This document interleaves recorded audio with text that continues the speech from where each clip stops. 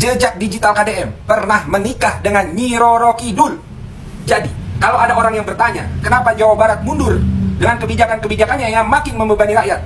Ya karena pemimpinnya percaya klinik. Deddy Mulyadi pernah membuat gempar negeri dengan pengakuan yang menggetarkan. Ia sebagai pemimpin harus menikah dengan Nyi Roro Kidul. Bukan sekedar dongeng malam, tapi simbol yang menurutnya mewakili cinta pada alam. Tapi apakah ini visi brilian atau mundurnya seorang pemimpin ke jurang klinik yang gelap?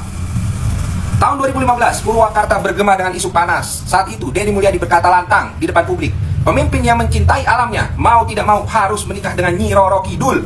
Bagi Deddy, Ratu Pantai Selatan ini bukan hantu mistis, melainkan metafor kecantikan Laut Selatan. Menikah berarti bersatu dengan laut, merawat, menjaga tanpa eksploitasi yang merusak ekosistem. Namun, bagi para alim ulama dan aktivis keagamaan, pengakuan ini bukan sekedar metafor, tapi mundurnya seorang pemimpin ke era feodal. Seorang bupati yang seharusnya memimpin dengan data, sains, dan kebijakan inklusif, malah merangkul mitos yang bisa memecah belah. Bayangkan, saat rakyat Purwakarta butuh infrastruktur dan pendidikan, pemimpinnya malah sibuk dengan sesajen dan kereta untuk istri gaib. Ini kemunduran dari visi progresif ke klinik yang membingungkan agama dan budaya. Deddy Mulyadi tetap tegar, berdiri, menjadikan kontroversi sebagai panggung budayanya. Tapi pertanyaan menggantung, di era digital ini, apakah seorang pemimpin boleh menikahi mitos demi alam? Atau justru ini adalah langkah mundur yang melemahkan fondasi pemimpin modern? Purwakarta, Jawa Barat, dan negeri ini harus diselamatkan dari pemimpin model seperti ini yang percaya tahayul. Warahmatullahi wabarakatuh. Kembali lagi bareng saya di kanal YouTube IQ9. Dalam video kali ini terkait soal konten-konten dari Eko Widodo yang selalu FYP ketika ia selalu mengkritik dan bahkan bisa menghina Gubernur Jawa Barat. Dan kali ini nampaknya sosok Eko Widodo ini benar-benar tak ada habis-habisnya. Ia ada aja bahan untuk mengkritik. Sekarang ia membahas tentang KDM sudah menikah bersama Nyi Roro Kidul. Udah percaya zaman gituan aja guys. Si Eko ini benar-benar sudah tahayul sekali dan bahkan bisa memfitnah. Ada saja gertakannya membuat para masyarakat warga Jawa Barat sendiri mungkin akan tertawa melihat konten-kontennya seperti ini. Entah dia benar-benar cukup lebih berani untuk bisa datang menemui KDM, Gubernur Jawa Barat. Dan sepertinya Kang Deddy Mulyadi selalu menerima lapang dada tentang adanya kritikan tersebut dari Eko Widodo. Sebenarnya Eko Widodo menurut KDM adalah orang biasa. Dan ini mungkin membuat Kang Deddy Mulyadi tidak dipentingkan untuk kritikan-kritikan seperti dia ini. Karena konten-konten dia yang selalu diserang ataupun diserbu dan dikeruduk oleh para warga Jawa Barat sendiri mengenai kritikan yang cukup lebih pedas terhadap kebijakan-kebijakan dari Kang Deddy Mulyadi. Apalagi Kang Deddy Mulyadi sempat memberikan sebuah kegiatan terbaru yaitu perelekan Sapoe Sarebu. Pasti Eko Widodo selalu ikut nimbrung, selalu ikut mengkritik, seakan-akan jalan dia itu benar. Ia tidak sadar diri kalau selama ini ia selalu menjelek-jelekan Kang Deddy Mulyadi.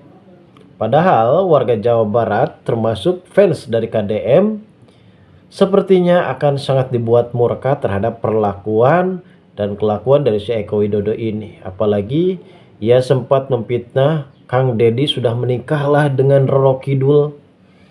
Kang Deddy inilah, Kang Deddy itulah, ada aja gertakannya guys. Tentunya warga Jawa Barat pastinya geram dengan si Eko Widodo. Bahkan ada salah satu konten kreator yang sempat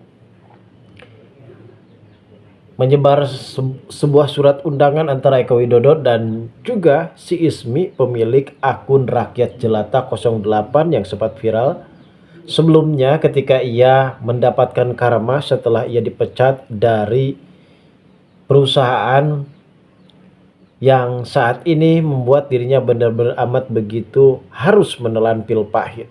Dan dari kenyataan ini namun ia masih saja berkoar-koar di dalam kreatornya. Ia bahkan menantang bosnya saat ini. Ini adalah tindakan yang sangat begitu gila sekali yang dilakukan oleh Ismi. Begitupun juga dengan Eko Widodo. Karena sampai sekarang ini mereka ini masih berkoar-koar sebelum Di sini, Gubernur Jawa Barat harus menindaklanjut terhadap para orang-orang yang selalu menghina Kang Deddy Mulyadi, guys. Apalagi si Ismi yang selalu parah, guys. Ucapannya yang tidak bisa disaring, tidak bisa dianyam, kuku lutuk wae dina sebuah konten kreatornya memang harus dibere pisang kepok heula. Oke guys, mari kita simak videonya berikut ini juga. Ada sebagian beberapa adegan video yang cukup lebih menarik. Mari kita simak videonya berikut ini guys. Yes. Ingat terus wajah-wajah ini. Wajah pemimpin yang arogan, beraninya bentak-bentak rakyat kecil yang tidak berdaya. Bayangkan ini, seorang wakil bupati yang seharusnya menjadi wakil rakyat justru ribut dengan warganya sendiri. Baru-baru ini, video wakil bupati Garut Putri Karlina viral di media sosial. Di sebuah acara, seorang warga berani menagih janji kampanye bantuan modal sebesar 2 juta hingga 5 juta rupiah per kepala keluarga. Janji manis saat pilkada, tapi kini hanya perdebatan panas dan nada tinggi. Ini bukan sekedar salah paham, ini adalah tabir asli yang terbuka. Karakter pemimpin yang berubah 180 derajat setelah terpilih. Dulu janji-janji muluk untuk UMKM, kini malah defensif saat ditagih. Insiden ini seperti cermin bagi kebanyakan pemimpin di Indonesia. Saat kampanye, mereka dekat dengan rakyat kecil, janji bantuan untuk UMKM yang menjadi tulang punggung ekonomi desa. Tapi ketika duduk di kursi jabatan, sikapnya berubah. Kritik dianggap ancaman, bukan masukan. Ini membuka mata kita, apakah pemimpin benar-benar untuk rakyat atau hanya sekedar untuk kekuasaan. Warga yang menagih bukan musuh, mereka adalah korban dari janji-janji palsu yang tidak terrealisasi. Tak jauh berbeda dengan kasus ini. Lihat saja Deddy Mulyadi, mantan bupati yang kini menjadi gubernur Jawa Barat. Dia dikenal suka marah-marah ke rakyat kecil, seperti saat menegur keras supir truk yang ketahuan tidur di jalan dan melanggar lalu lintas. Dalam satu video viral, Deddy emosi besar menyita SIM dan uang sopir yang nabrak taman kota. Atau saat dia cegat supir truk dan marah karena limbah muatan yang kotor. Sikap tegas boleh, tapi seringkali terlihat seperti arogan terhadap pekerja keras yang sudah capek-capek mencari nafkah. Lihat juga kasus Tony Permana, pengusaha UMKM Paping Lok dari sampah plastik yang viral karena marah-marah ke pemerintah. Dia frustasi, ya karena inovasinya tak dapat bantuan. Meski bisa bantu lingkungan, Deddy Mulyadi akhirnya turun tangan, tapi dengan cara menantang. Buktikan dulu produksi massal 250 meter, katanya. Saya pesan, meski akhirnya diberi akses modal, kini seperti pola rakyat kecil harus ditegur dulu, baru dibantu. Dari supir truk hingga Tony, Deddy seringkali tampil sebagai pembela, tapi dengan nada marah yang membuat rakyat ciut. Kasus wakil bupati Garut dan Deddy Mulyadi ini pelajaran. Pemimpin harusnya konsisten, bukan berubah setelah terpilih. Rakyat kecil seperti warga Garut, supir truk, dan Tony Permana layak dihormati, bukan dimarahi. Saatnya kita tagih janji, jangan hanya diam. Karena demokrasi sejati adalah ketika pemimpin takut kepada rakyat. Anjir, bener-bener ya, netizen kalau udah nyerenteng gak ada lawan. Sampai-sampai tuh si Cangcut Ceban dapet 3 dijodoh-jodohin sama si Teko Bocor. Luar biasa.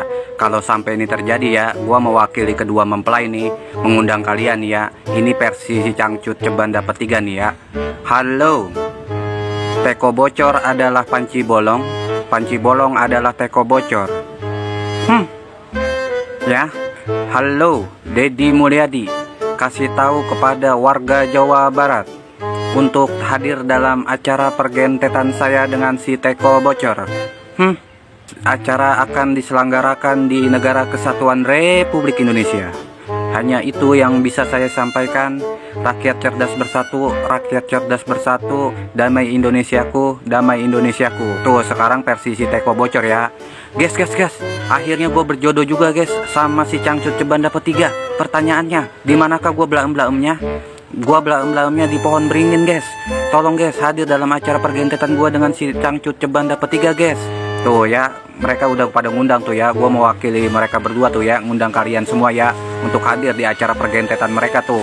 Tolong amplopin ya kalau hadir mah ya, 1000 perak mah seperti ajakan KDM itu tuh, yang sehari 1000 itu biar mereka tetap bisa makan ya. Oke guys, dan kita doain semoga hubungan mereka menjadi sawaddah warohmah dan semoga cepat dikasih momongan. Dan momongannya mirip Grandong atau Kalagondang ya guys. Widodo bilang apa katanya Bapak Gubernur kita, Bapak KDM meres rakyat gara-gara himbauan untuk nyumbang duit 1000 per hari. Lah dikata itu duit 1000 perak itu pajak baru atau gimana sih? Bentar, yang 1000 rupiah itu hanyalah himbauan, bukan tagihan PLN. Jadi kalau misalkan kamu nggak ngasih ya nggak apa-apa, listrik kamu nggak bakalan diputus juga. Tapi lucunya yang teriak-teriak paling keras bilang meres rakyat itu bukan orang-orang yang kekurangan, melainkan orang yang nggak mau kehilangan alasan buat nyinyir. Rp1.000 buat bantu sesama aja rasanya berat banget. Padahal beli rokok harganya 25.000 sebungkus kuat-kuat aja. Jadi masalahnya di mana? Di ekonomi atau di empati nih? Kadang yang miskin bukan dompetnya tapi hatinya, pelitnya kebangetan tapi suaranya paling kenceng. Udah ngomongin duit 1.000 perak berasa kayak lagi dibegal aja. Mending kita belajar bersyukur. Rezeki itu tidak akan berkurang kalau kita ngasih ke orang atau bantu orang lain. Yang berkurang itu adalah rasa kemanusiaan ketika kamu ngasih kagak tapi kebanyakan nyinyir. Nih si Eko nggak nyangka banget loh guys, masa konten aku yang ini itu 95% atau 99% semuanya mengaminkan dan menyetujui kalau misalkan mereka berdua ini berjodoh. Tapi kebayang misalkan nanti pas malam pertama mereka bukan malam romantis tapi malam berdebat. Lagi ngomongin teori konspirasi selanjutnya. Bahaya, netizen malah bilang amin amin amin. Entar kalau beneran berjodoh gimana? Belum kita udah pusing. Apalagi misalkan beneran berjodoh lalu menghasilkan anak. Hari-hari nanti mereka apa? Berdebat, anaknya oe berdebat lagi. Anaknya pengen apa? Berdebat lagi. Udah mak puyeng. Terserah netizen aja lah bilang amin atau. Assalamualaikum, sampurasun, wilujeng enjing warga Jabar dan seluruh warga net dimanapun berada. Semoga pagi hari ini pagi yang membahagiakan. Meskipun hanya sekedar nasi goreng, mungkin tanpa telur atau pakai telur, kumpul bersama keluarga adalah sebuah kebahagiaan. Jangan lupa pagi hari ini untuk berolahraga, dan bagi mereka yang sedang melaksanakan aktivitas tetap bekerja, saya ucapkan selamat bekerja. Semoga keringat yang dikeluarkan memberikan warna kebahagiaan bagi keluarga yang diperjuangkan. Hormatilah suamimu yang berkeringat meskipun penghasilannya terbatas. Karena apa? Karena kebahagiaan bukan diukur pada jumlah, tetapi bagaimana kita mensyukuri apa yang kita raih. Buat seluruh warga yang berolahraga di berbagai tempat, saya ucapkan selamat berolahraga, bahagia selalu, jaga diri, jaga hati, dan jaga lingkungan. Dan saya ucapkan terima kasih pada seluruh warganet dimanapun berada dan seluruh warga Jabar yang tetap memberikan kritis kepada pemerintah Provinsi Jawa Barat, dan kami menghormati seluruh kritik yang disampaikan, dan itu saya anggap sebagai obat.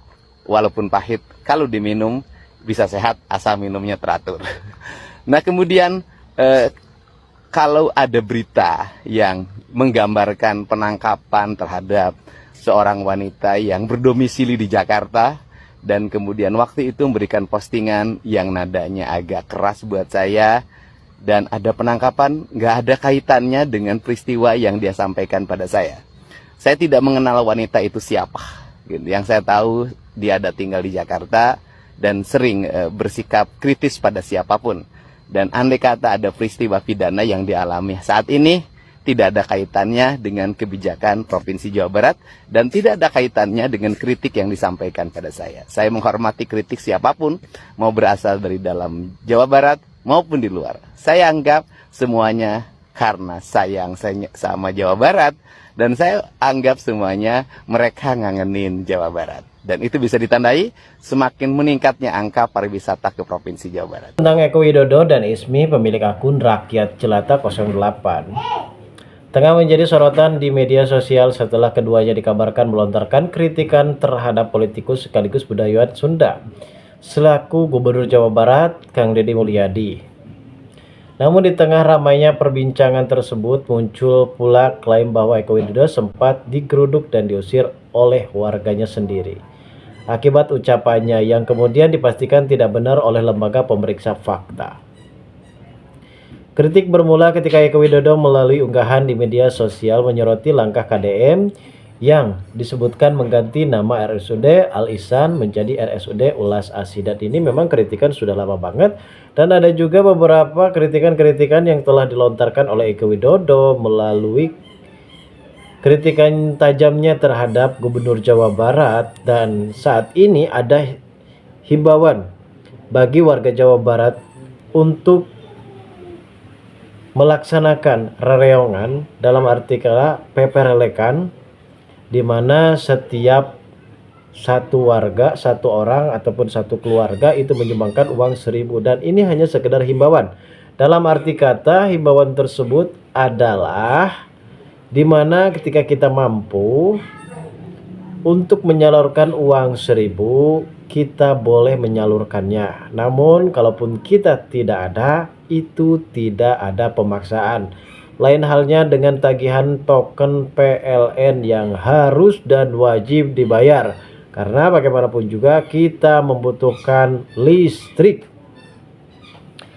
Menanggapi hal itu, memang KDM sendiri melalui akun media sosial pribadinya menegaskan bahwa perubahan tentang adanya kritikan dari ibu-ibu yang berasal dari kota Jakarta tersebut memang tidak ada sedikit ketegasan dari Gubernur Jawa Barat, dan memang ada beberapa berita yang menyebarkan tentang adanya kasus ditangkaplah, dipidanakanlah, dan mungkin saat ini warga Jawa Barat sendiri benar-benar sudah merasa geram atas tindakan dan perilaku dari Eko Widodo dan juga Ismi, yang dimana mereka berdua ini benar-benar sangat begitu tidak pernah suka terhadap Kang Deddy Mulyadi. Apalagi Eko yang terus-menerus ada saja bahan-bahan tentang kritikan terhadap kebijakan gubernur adalah pencitraan lah, dimana ia tidak sanggup membayar, maksud saya ia tidak benar-benar bisa menerima semua kenyataannya lah, dan gaji gubernur sangat begitu kurang lah. Dalam arti kata Eko di sini selalu menyalurkan tentang adanya berita bohong, berita fakta, hoak yang cukup menyedihkan sekali. Dan ini bisa dikatakan kalau Gubernur Jawa Barat benar-benar selalu menindak tegas terhadap para warga Jawa Barat sendiri untuk supaya bisa berpotensi tentang bagaimana mensejahterakan rakyat Jabar itu sendiri, guys. Oke guys, di sini kita pun bisa menyaksikan adanya ketegasan dari Gubernur Jawa Barat tentang adanya pembangunan. Mari kita simak videonya berikut ini. Kan lantai dasar ini suka dikasih beton.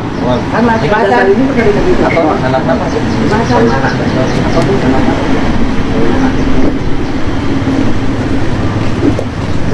Kurangin dulu. Rahasia Pak. Kurangin dulu. Rahasia Pak. Belum Pak. Belum dipasang komputer Pak. Belum Pak.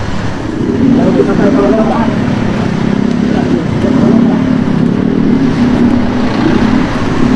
Oh, ini tuh foto. Ya, ini sini, ini bohong nih pemborongnya. Sini. Kan masang cor itu kan harusnya dikasih lantai dasar. Dikasih lantai dasar dulu dicor. Ini untuk nipu kita dipasang cor di sini aja. Ini untuk nipu kita dipasang cor di sini aja. Konsultannya mana? Bapak apanya? Konsultannya mana? Saya konsultannya, Pak. Sini Pak. Apanya? Saya konsultannya. Sini Pak. Ya. Kan ini pasang unit harusnya dikasih lantai dasar, dikasih cor beton. Ini dikasih cor beton nggak? Ini dikasih cor beton ya? Ini dikasih cor beton nggak? Nggak, ini nggak dikasih cor beton. Saya berani ngangkat Pak. Nggak, ini artinya kan belum dikasih cor beton. Harusnya unitnya jangan dulu dipasang, dicor dulu semuanya, baru dipasang. Loh, kenapa oleh Bapak dibiarkan? Loh, kenapa oleh Bapak dibiarkan? Itu pengecoran baru sampai dengan Gimana? Pengecoran sudah dilakukan. Gimana? Sampai di pengecoran sudah dilakukan. Terus ini pasangan unit kan salah. Jadi pasangan unit sampai dengan 25 meter. Iya, artinya si kontraktornya nyuri-nyuri. Bener nggak? Kan kontraktornya nyuri-nyuri, ya kan? Pada waktu Bapak lengah, tidak ada di lapangan, unitnya dia pasangin, padahal belum dicor. Bener kan? Kontraktornya mana coba? Mana pengawas kontraktornya? Mandornya? Hah? Gimana? Lagi sholat. Nah, bukan. Kalau dia rajin sholat, ya kan? Sholat itu harus menegakkan agama, ya kan? Mendirikan sholat kan tugasnya. Nah, kalau mendirikan sholat, maka sholat itu di masjid melaksanakan sholatnya, di tempat pekerjaan dia harus sholat dengan cara menjalankan tugas sebagaimana SOP. Bener nggak? Berarti Bapak merasa ditipu nggak? Berarti Bapak merasa ditipu ini baru sampai 25 Pak. Ini baru sampai 25. Ini tidak nampak. Iya tuh, ini kalau saya tidak turun. Bentar ya, bentar. Kalau saya tidak turun, ini makanya hoan. Kalau saya tidak turun, 25 meter ini makanya hoan. Ya kan? Bisa jadi dia nyuri di sini 25 meter tidak pasang cor, nyuri di sana 25 meter. Kalau digabung-gabungin nanti jadi 1 kilo. 1 kilo kali cor betonnya berapa? 1 kilo Ininya, lantainya. 1 kilometer bikin cor beton berapa? 1 kilometer 6 kubik berapa? Per Dari apa? berapa? Berapa? 6 kubik. Ya, 6 kubik. Berapa? Itu seharusnya. Oke, 1 kilometer menghabiskan berapa kubik? 1 kilometer menghabiskan berapa kubik? 60 itu sebetulnya 6 kubik. 6 kubik per 60 meter. per 60 meter. Berarti 1 kilometer itu 10.000 kilometer. 10.000. 6 kubik itu harganya berapa? 6 kubik itu harganya berapa? Bapak kan konsultan. Kalau harga Bapak kan konsultan. 1 kubik harga cor beton berapa? 1 kubik harga cor beton berapa? 600. Oke, 1 juta 1 kubik. 600. Berarti dibutuhkan 6 juta per 60 meter. Kan berarti kalau 600 meter itu sudah 60 juta. Kalau 1200 meter itu udah 120 juta. Kalau 1 kilometer miliar, Pak. Miliar, Pak. Gaji sabaraha, Manor? Gaji sabaraha? Enggak, saya nanya, sini. Manor gaji berapa? Manor gaji berapa? Dimasukin BPJS tidak? Dimasukin Kapan? BPJS sudah. Selama proyek ini dikasih BPJS ketenaga kerjaan Selama nggak? proyek ini dikasih BPJS ketenaga kerjaan nggak? KTP. Ada kartu BPJS-nya nggak? Ada kartu BPJS-nya nggak? Bentar. Betulin nanti seluruh pelaksana proyek kan di komponen proyeknya ada nggak asuransi bagi pekerjanya? Komponen proyeknya ada nggak? Itu dibayarkan. Dibayarkan. Ya harus. Ini kan kartunya nggak dikasih. Harusnya kan selama proyek dia punya kartu nggak dikasih. Harusnya kan selama proyek dia. Iya harus. Gaji standar upah di HOK-nya berapa pengawas? Di HOK-nya berapa pengawas? Kalau pekerja itu di sekitar 100. 100? Sini harus jelas ini hak mereka. 100. Manor berapa di komponen biaya rencana kerja lelang? Kalau pekerjanya 100 kalau manornya 220. Dia manornya dikasih 170. Berarti 50.000 nggak dikasih buat manor. Berarti 50.000 nggak dikasih. Berarti ngambil keuntungannya, ngambil dari upah tenaga kerja, ngambil dari cor, ngambil dari unit, ngambil dari lebar, ngambil dari panjang gede teuing pemborong nyokot duit neta. Dia ngambil hak tenaga kerja. Panggil, nggak boleh begitu.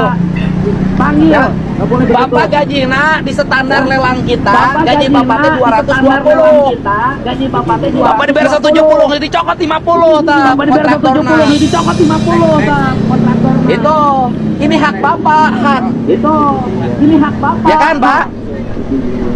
Kan saya Ya harus kan, Pak? nanya upahnya berapa. Kan saya harus nanya upahnya Itu. berapa. Nah itu dulu dia menang lelangnya turun berapa persen? Dulu dia menang lelangnya turun berapa persen? Dicek. Nanti harus kasih tahu sama kontraktornya. Kalau dia nurunin harganya terlalu rendah, jangan mau lagi. Kalau dia ngambil dari kualitas dan ngambil dari upah kerja nggak boleh. Ya kan Pak? Ya udah nawarnya normal aja, jangan dijempingin. Pengen menang. Jangan dijempingin. Ya? Pengen menang. Iya gitu. Kalau konsultan mah kan dibayarnya oleh konsultan kan?